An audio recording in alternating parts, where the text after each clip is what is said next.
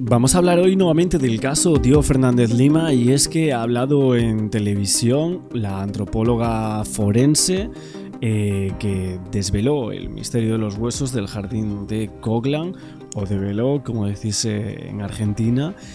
Y esta es Mariela Fumigali. Ha estado una entrevista bastante extensa en este medio de comunicación. Vamos a ir viendo poco a poco cuáles son los primeros puntos, ¿no?, que se dieron al inicio de este tema y el cómo está a día de hoy, porque evidentemente sabemos que este chico con 16 años sale de su casa en Buenos Aires para visitar a un amigo, según lo que le dijo a sus familiares, y nunca más regresa. Y más de 4 décadas después, lo que han obtenido son unos restos, unos huesos en una casa, enterrados bajo el muro de la casa donde vivían la familia Graf, a la cual supuestamente dicen que iba a visitar. Violencia, muerte, es lo que han sabido por las distintas fuentes de la investigación, y las autoridades que investigaron el caso para esclarecer estos hechos y llevar a la justicia al responsable creen que evidentemente que fue el señor Christian Graf, aparentemente, pero no hay pruebas para asegurar esto, y aparte sería un hecho que está prescrito y del cual no pueden hacer absolutamente nada para condenarlo por ese hecho, ¿no?, en general, pero sí podrían llegar a hacerlo por otra cosa, ¿no?, por una imputación de que estuviese mintiendo a la hora de que se encontrasen los huesos, por ejemplo. Y ahí se basa un poco o versa todo este caso desde el primer momento. Años tiene un secreto, un misterio, que es una muerte enterrada en la tierra, ¿no? Exactamente. A fines de mayo de este año había un grupo de trabajadores de la construcción que estaban haciendo el encofrado para levantar un edificio que se estaba edificando en el terreno donde alguna vez hubo una casa en la cual, entre otros inquilinos, vivió Gustavo Cerati, ahí en Congreso al 3600, en Coglan. En ese trabajo de excavación, uno de los obreros descubrió que del otro lado de la medianera se le venían, para el terreno en el cual estaba trabajando, levantarte a las 5 de la mañana, darte baños de agua fría, donde seguramente lo único que termines consiguiendo es huesos. Huesos y también algunos elementos. Estamos viendo la imagen. La casa de la izquierda, donde está la pileta, es el lugar donde fueron enterrados esos restos, esos huesos que son compatibles con esos restos que son compatibles con huesos humanos. Ese es el término y la oración correcta.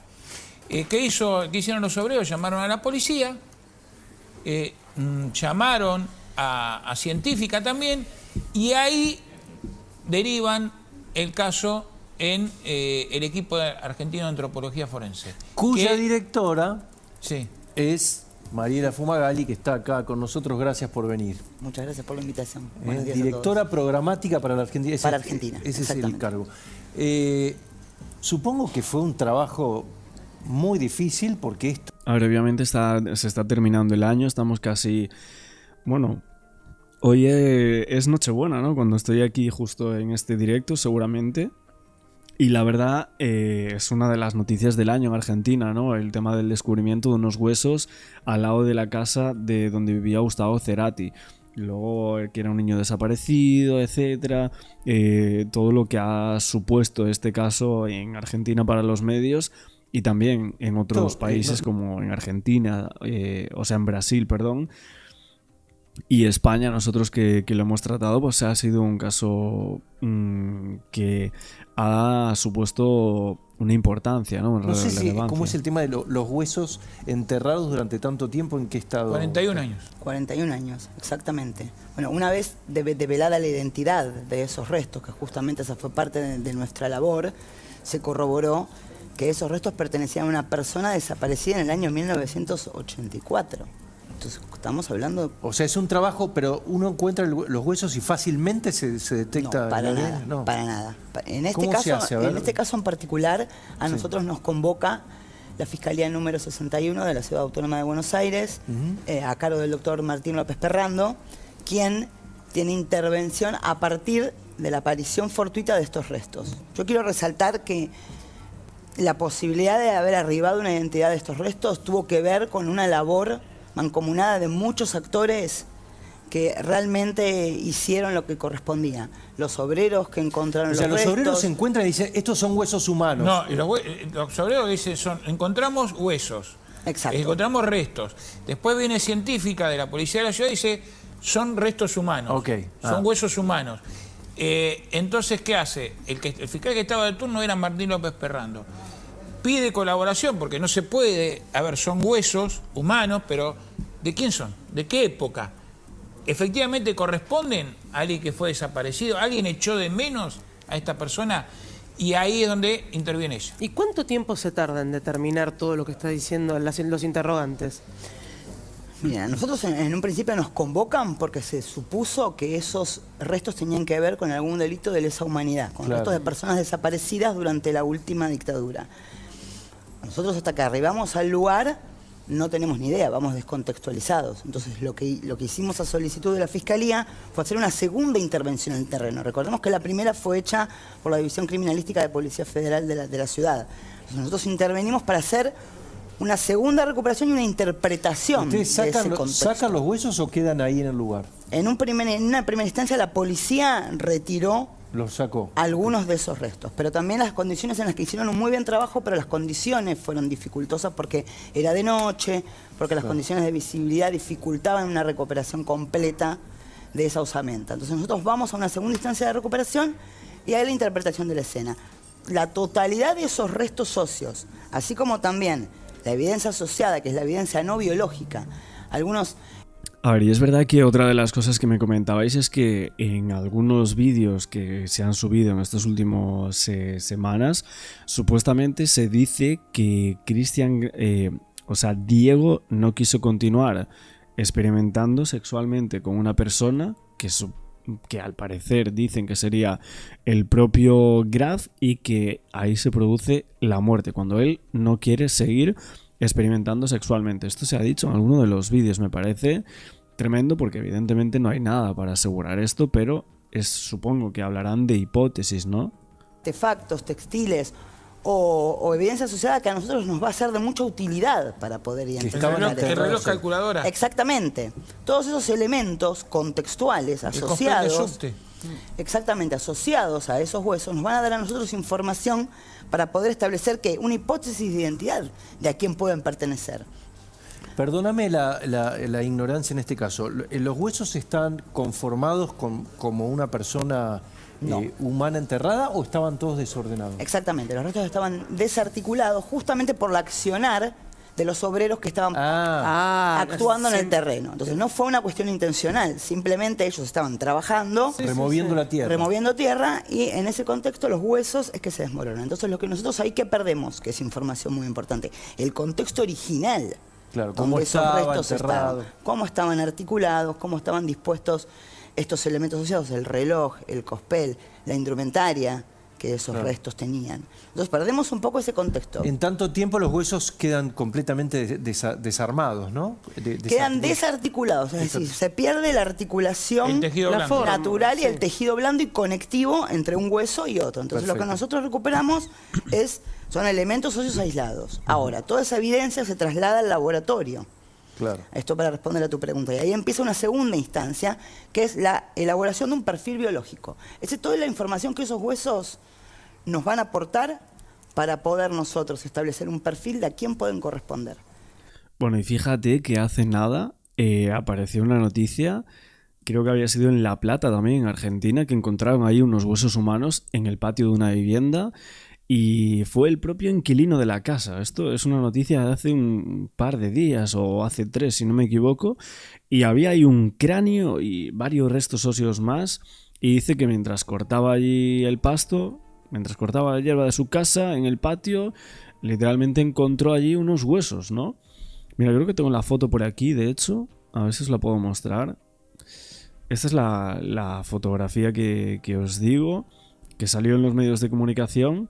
No lo voy a colocar mucho tiempo porque, bueno, YouTube ya sabéis cómo es.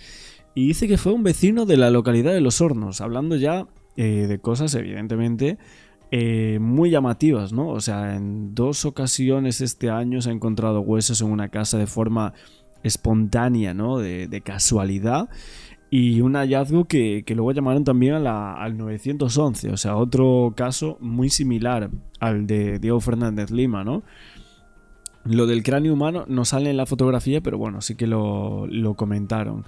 Y hubo bastante movida también. Fijaos en estas fotografías que salen aquí. Quería hablar un poco de esto porque, bueno, vi la noticia también en relación con lo de Diego Fernández Lima, porque claro, salió esta noticia y luego volvían preguntándose, ¿qué pasó con la causa de Christian Graf? ¿Qué pasa con la sala de apelaciones? ¿Van a imputarlo por algo? O sea, ¿van a condenarlo por algo a este hombre? Porque, a ver, obviamente se atribuye en la indagatoria a Norberto Christian Graf de estos sucesos ocurridos, ¿no? Que lleva a cabo una serie de maniobras para distraer, para decir que realmente esos huesos cómo aparecieron allí. En este caso parece que no hay mucho misterio en torno a la persona que los encuentra, pero sí que habrá que ver de quiénes son estos huesos, por qué aparecen ahí. Pero supuestamente vieron las escrituras, los contratos de las casas de quien vivía ahí, hablando de este caso en concreto. Y bueno, ahora volviendo obviamente a Fumigali, a esta antropóloga forense, pero del caso de Diego Fernández. Entonces, sí. Lo primero que establecieron ustedes es, son huesos humanos. Exacto. Son huesos de un hombre, de una mujer, por el ancho de la cadera, no sé si habían encontrado o no la cadera. Si se pueden establecer si es de un hombre joven o de una mujer joven, por el tamaño de los huesos. Y después ahí, vos y tus colaboradores, tus asistentes, tu equipo, mejor dicho, ¿pudieron sacar un ADN? Exacto, claro. La labor siempre del equipo argentino es interdisciplinaria. Entonces hay arqueólogos, hay antropólogos, hay genetistas forenses, hay biólogos. Entonces, una vez realizados todos estos pasos que bien vos decís, que es que se constituye el perfil biológico, es un hombre, muy joven, de una determinada estatura, con un patrón lesionológico también, porque también lo que se determina son lesiones que se observan en los restos. Entonces, una vez que se hace toda esa etapa del trabajo, se extrae una muestra genética. O sea, Y vos sabés, perdóname, Pancho, perdóname que sí. le quiero hacer una pregunta por lo que algo que marcó ella. Los patrones lesionológicos.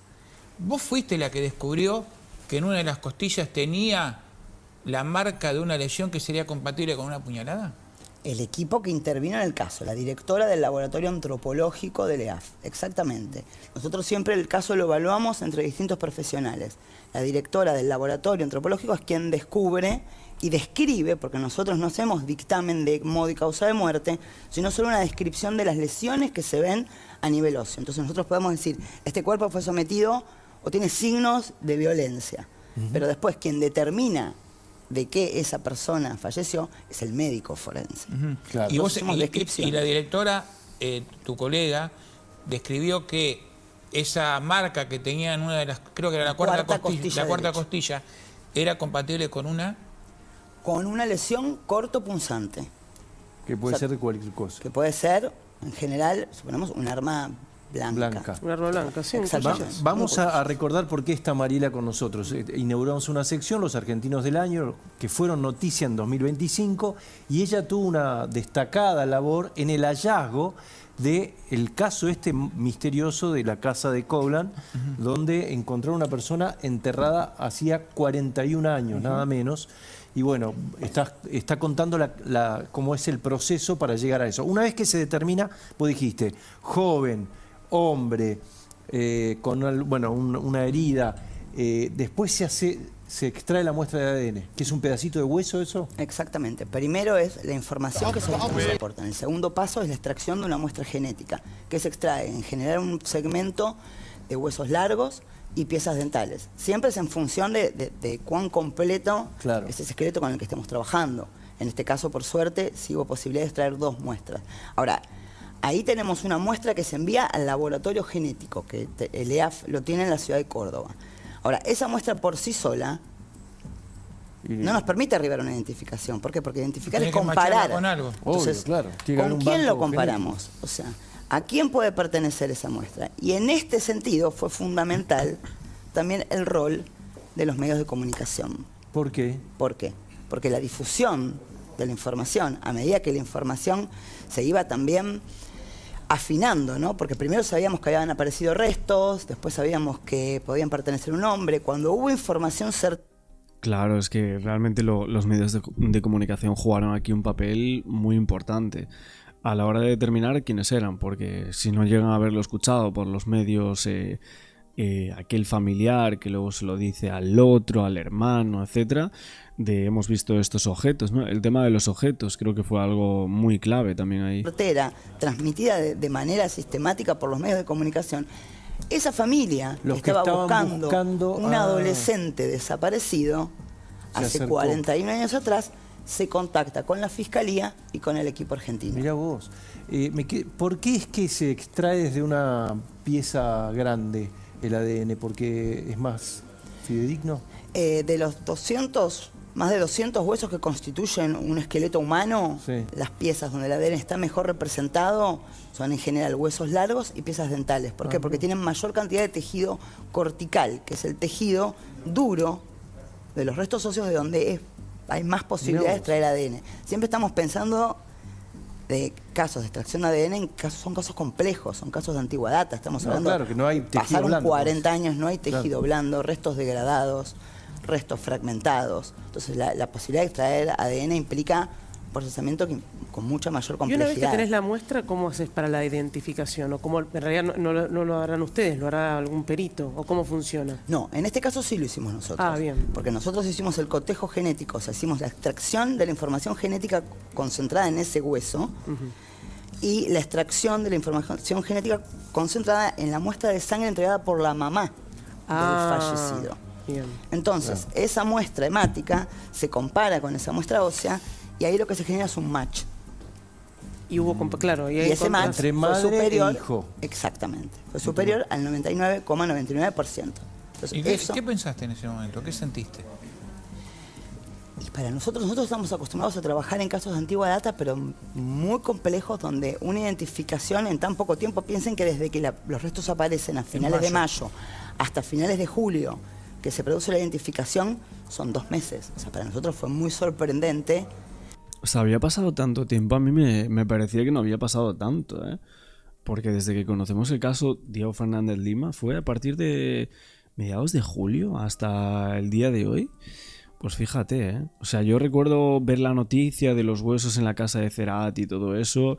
Creo que hicimos un par de vídeos, pero ya muy posterior a cuando se hizo bastante mediático.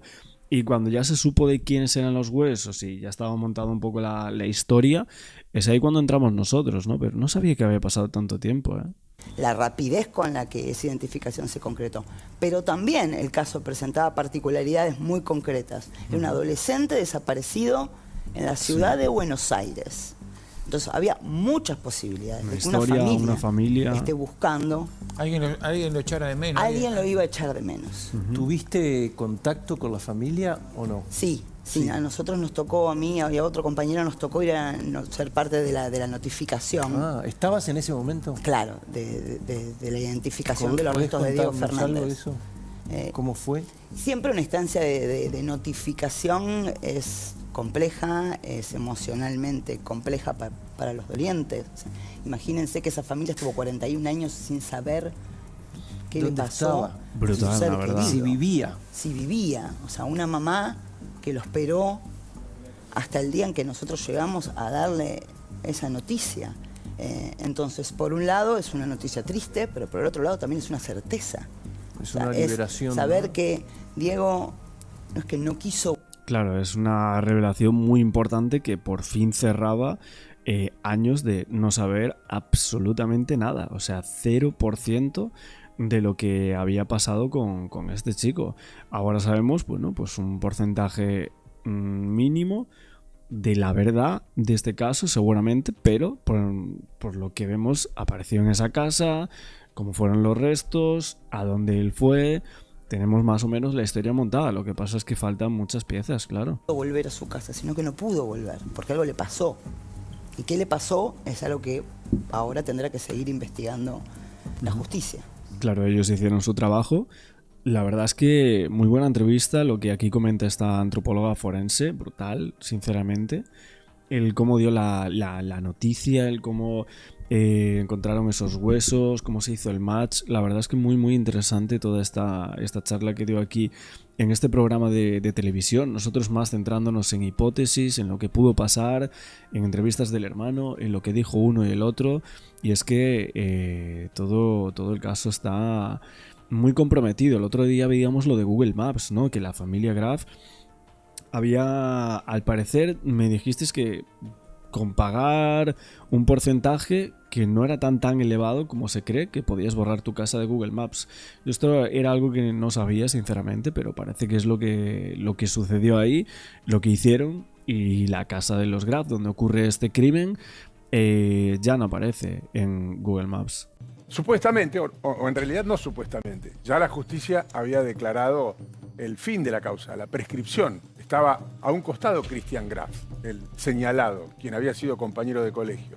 Tenemos novedades, presentamos el informe y nos metemos de lleno en esta historia.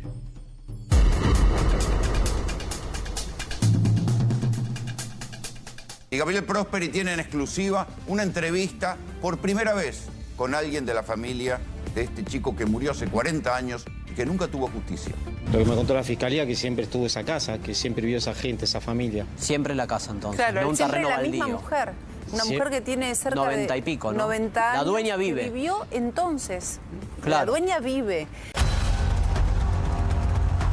¿Cómo va a ser la defensa de la familia Graf con respecto al asesinato de Diego Fernández Lima? Él no se acuerda de ninguno de los compañeros. Ahora, el tema de la búsqueda... ¿Ninguno de sus compañeros? De ninguno de sus compañeros. Él podrá no recordarlo, pero el cuerpo de ese muchacho asesinado está en el cadáver de donde él vivió toda la vida.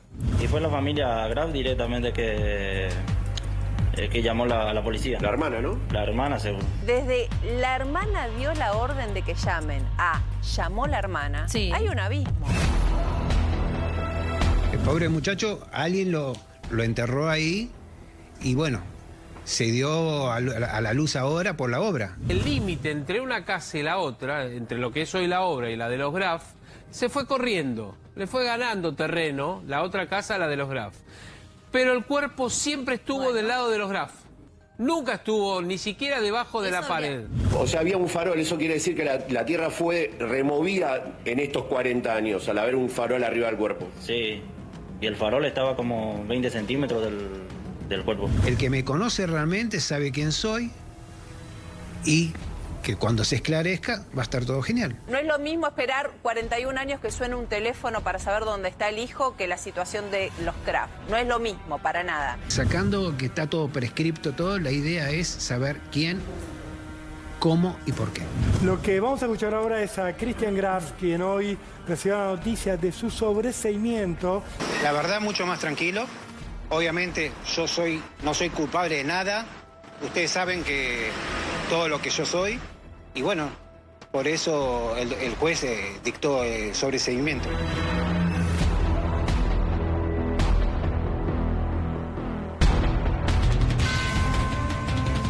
Y les decíamos, presentamos la información porque tenemos información urgente detrás de los datos que ya son de público conocimiento. Y esta información urgente son datos exclusivos de la causa que tiene Carlos Estrione. La Sala Cuarta de la Cámara del Crimen, por unanimidad, revocó lo actuado hasta este momento. Este es el documento de la Cámara, de la Sala Cuarta de la Cámara del Crimen. Está resaltado. Hace toda una interpretación de los hechos que se vinieron investigando hasta acá y es taxativa la resolución. Por ello, el tribunal resuelve declarar la nulidad de los dictámenes fiscales que precedieron a la declaración indagatoria de Graf, del acto de indagatoria y de su sobreseimiento. Te lo paso a castellano. Dale, bájamelo al piso, porque presuntamente después de determinada cantidad de años, 17 si no recuerdo mal, un caso es considerado prescripto. Es decir, ya no se puede investigar, ya no hay responsabilidad de nadie sobre ese crimen. ¿Qué cambia en este caso? ¿Qué cambia en este caso? Que la sala dice, ¿cómo va a prescribir un hecho que ni siquiera fue investigado? ¿Me explico lo que quiero decir? Que en su momento ni siquiera fue investigado. No puede prescribir un hecho que no se sabe. ¿Quién es el asesino de... Está bueno ese rulo. De Diego Fernández Lima. Está bueno ese rulo y hay que aclararlo. ¿Qué quiere decir? Que si en su momento hubo una gran investigación, Nora Dalmazo, por ejemplo, exactamente. y no se pudo determinar quién es el responsable, la causa prescribe. Sí. Ahora, en el caso de Diego Fernández Lima, ni la denuncia le tomaron a la familia. Es decir, nunca nadie buscó a Diego Fernández Lima, nunca nadie investigó no solamente su desaparición, sino mucho menos su crimen. Entiendo perfectamente el argumento. Bueno, y esto es lo que entendieron, igual que vos, los 3 jueces de la Sala Cuarta. Porque lo que dice, es muy interesante el planteo que hacen, porque, reitero para que quede claro, no se puede decretar la prescripción de un delito que ni siquiera fue investigado. No existe delito. Lo que entiende la sala es, le dieron la prescripción, el sobreseimiento a una persona de un hecho que no fue investigado. Miren, hay algo que es muy misterioso, de más está decirlo. Aunque parezca absurdo o reiterativo, es muy extraño. Si a vos, en algún momento de tu vida, a vos te digo que estás mirando la tele, te aparece en el jardín de tu casa o debajo de la medianera del jardín de tu casa el cadáver de alguien que fue compañero tuyo de la escuela, ya es raro. Es rarísimo, sobre todo si no vivía nadie alrededor que pudiera vincularse con esta historia. Porque vos podés decir, no, pero al lado mío también vivía tal compañero o en el fondo vivía tal otro y él venía siempre a la casa de él. Esa historia no existe, eso por otro lado. Y después que dice no recordar, no solamente no recordar a Diego Fernández Lima, es decir, no recordar nada, no recordar su cara, no acordarse absolutamente de él ni de la historia que lo precedía, porque cuando desapareció en el colegio todo el mundo habló de su desaparición. Y tampoco se acordaba de ningún otro compañero de la escuela secundaria, es decir, que la pérdida de memoria en este caso es absoluta. Ahora, cuando le preguntan sobre los límites de la casa, en el año de la desaparición de Diego Fernández Lima, se acuerda, el límite de la casa cuando murió Diego Fernández Lima se acuerda todo. Perfectamente. Correcto, se lo acuerda. Es una memoria selectiva, vamos a decir, porque fíjate que el propio presidente de la Sala Cuarta de la Cámara del Crimen, Ignacio Rodríguez Varela, recuerdan ustedes que a Graf, el fiscal hizo una vuelta en el aire en su ímpetu por tratar de investigar la muerte, que me parece muy bien. Entonces la acusación era de encubrimiento agravado, porque el cuerpo estaba ahí, porque rellenaron con tierra, había huesos porque había una caballeriza, había huesos porque funcionó una iglesia y podía ser de un antiguo cementerio. Entonces el fiscal encontró la vuelta legal para acusarlo por encubrimiento agravado. Pero Ignacio Rodríguez Varela, el presidente de la Sala Cuarta de la Cámara del Crimen, dijo que estaba artificialmente recortada la acusación porque nada se decía del homicidio. Porque un encubrimiento agravado ¿de qué? ¿De restos óseos en tu casa? Sí, porque en ese momento no sabían qué era. No se sabía Simplemente trató de justificar la presencia de huesos que en ese momento ni siquiera se sabían si eran de un ser humano o de un animal. Se sospechaba que eran de un ser humano, pero nadie tenía la certeza. Porque además, recordemos que no solamente encontraron los restos del cadáver, sino también objetos. Completamente. Llavero, moneda, ficha de casino. Que lo individualizaban ropa, a Diego Fernández Lima. Fueron centrales para eso. Que eran artículos que tenía Diego Fernández Lima. Esto fue reconstruido por el equipo de antropología forense, que además son expertos, dicho sea de paso. Expertos son los que han trabajado en América toda. A lo largo de los años en la recuperación de los cuerpos que fueron desaparecidos por la dictadura, entre otros grandes trabajos. Entonces, cuando aparecieron esos elementos que mencionaba Luciana, es cuando empieza a reconstruirse la historia, porque ubicaba en tiempo y espacio el tiempo de vida del agredido, que no se sabía en ese momento quién era. Tenía un reloj Casio calculadora que se había fabricado entre determinado y determinado año, con gran precisión. Tenía una moneda colgando, un yen japonés, que tiene un agujero en el medio que se usó mucho en determinado tiempo de la década del 80 entre los adolescentes. Tenía un llavero flotador, muy común también en un Completamente. espacio temporal donde se utilizaron las otras dos cosas que también estaban a la vista. Por lo tanto, fue muy determinante, no solamente lo que dijo la ciencia respecto del tiempo que llevaba allí, sino esos elementos para ubicarlo en tiempo. Y atención con este dato, cuando la sala de la Cámara empieza a exponer, arranca el presidente, primero diciendo qué es lo que cree que se tiene que hacer con este caso. La resolución ustedes ya vieron, tirar para atrás todo lo hecho hasta ahora. ¿Y qué dijo? Y esto me parece también que tienen que tener en cuenta todos. Debe propiciarse la continuación de la investigación del delito precedente, O sea, que es el asesinato. homicidio. Debe investigarse el homicidio. Esto no significa que Graf va a ir a la cárcel o que si lo encuentran culpable de un homicidio va a ir preso. Porque el delito está prescripto. Perdón, Carlos, ahí te pregunto algo. Tampoco implica una imputación No, contra no, Graf. no. Es el la pedido justicia- de que se investigue qué pasó. En absoluto es en una ese imputación, porque entiendan algo, la justicia cuando investiga, no investiga bajo ninguna hipótesis, no es que quiere confirmar una hipótesis, investiga todo lo que hay, mira una foto de cada una de las cosas y después saca la conclusión de lo que sucedió. Lo que está pidiendo en la voz del presidente de la Cámara de la Sala, es se tiene que investigar el homicidio de Diego Fernández Lima. ¿Tiene que ir preso Graf? ¿Hay que imputarlo a Graf? No se sabe, porque lo que dice la justicia ahora es qué pasó con Diego Fernández Lima.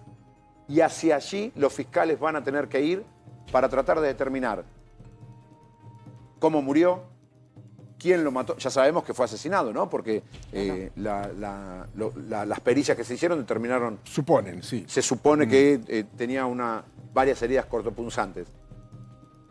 Y una vez que termine la investigación del homicidio y tengan probado quién fue el autor de ese homicidio, después ahí sí va a caber la prescripción. Ahí sí es válida la acción de la justicia diciendo delito prescripto, no va nadie ni preso, pero se sabe qué fue lo que pasó. Está Martín Díaz, que es el abogado de Christian Graf. Estaba mirando el aire, nos estaba mirando, así que se comunicó con nosotros y lo saludamos, le agradecemos esta comunicación. ¿Cómo le va, doctor? Buenas tardes, ¿cómo anda? Buenas tardes, Guillermo. Buenas tardes, ¿cómo está Luciana? ¿Qué tiene para agregar de lo que veníamos diciendo? O para señalar, en todo caso. Es algo que en alguna palabra beneficia tanto a la querella como a la defensa. Por supuesto. Le voy a explicar por qué. En ningún momento nosotros nos oponíamos a que se averigüe la verdad. Por el contrario, sabemos que acá la víctima no solo es Diego Fernández, sino también su familia, que nunca tuvo la posibilidad de conseguir del Estado una investigación seria respecto a lo que le pasó a Diego Fernández, obviamente.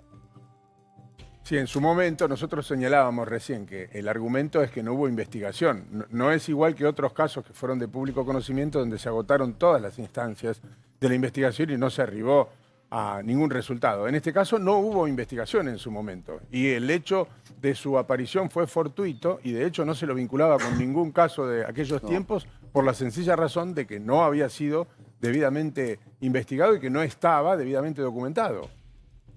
Incluso agreguemos que fue la circunstancia de que vivió en ese lugar Gustavo Cerati, el hecho de que tomó público y conocimiento el hallazgo.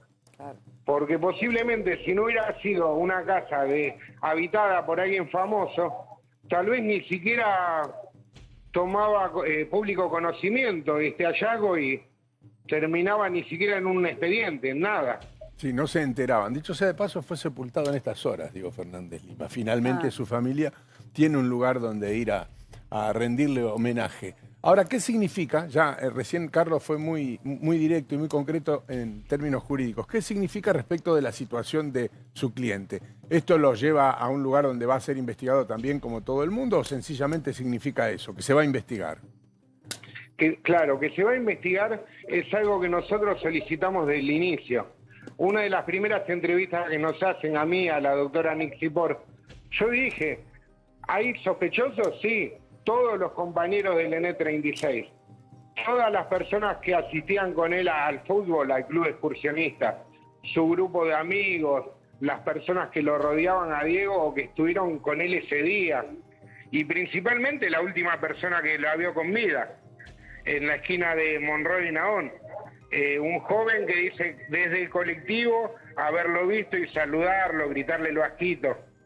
Lo que nos llama mucho la atención es que él sale de su casa y pide monedas para ir en colectivo hacia lo de un compañero, supuestamente.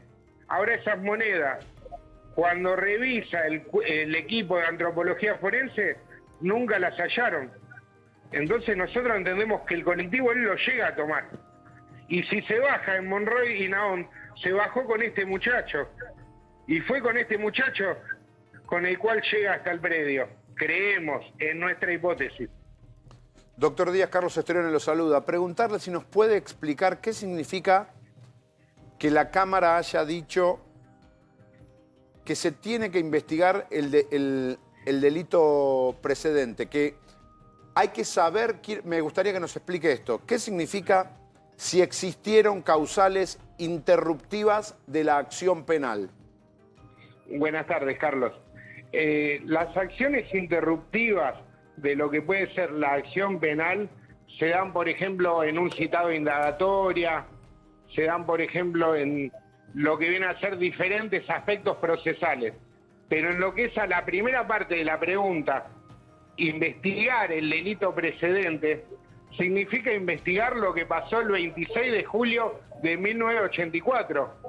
Yo en todo momento siempre le decía, acá hay dos eventos, o dos momentos, mejor dicho.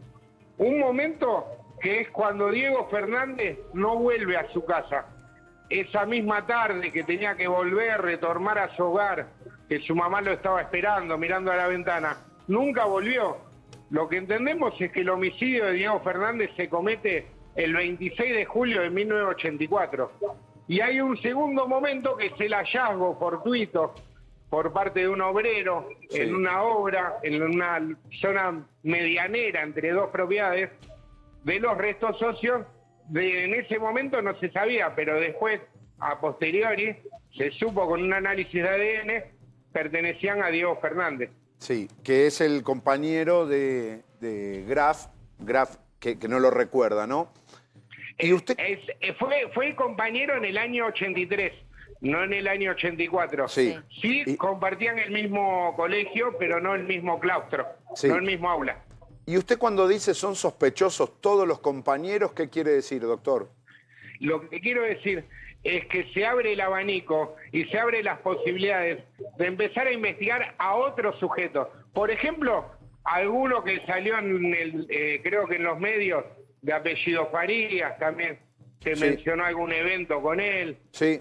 Nos llama mucho la atención que el día que él deja el colegio y lo mostró, lo presentó, fue el 26 de julio de 1984. Ese día dejó el N36. Dejó de ir. ¿Eso no le llamó la atención al fiscal? ¿Usted cree que Farías tendría que haber ido a declarar como acusado, como indagado? Exactamente. Y hay otras personas que no se pueden citar porque ya no están, obviamente. ¿Se puede hacer algo? Sí. ¿Se puede investigar qué pasó? Sí.